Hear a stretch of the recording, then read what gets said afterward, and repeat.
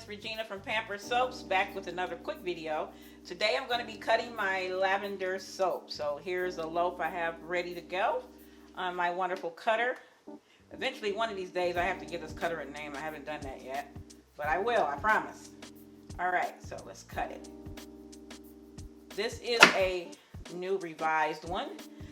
The old one looks a little different, it's a little darker, but this one I like the style of it better. So let's take a look.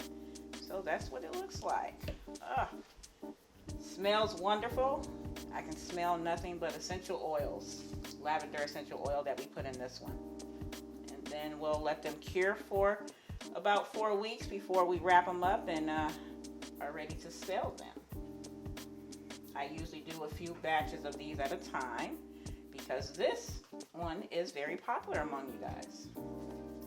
Alrighty, so sit them over here and we're all good to go. Just a quick video, so be blessed, guys.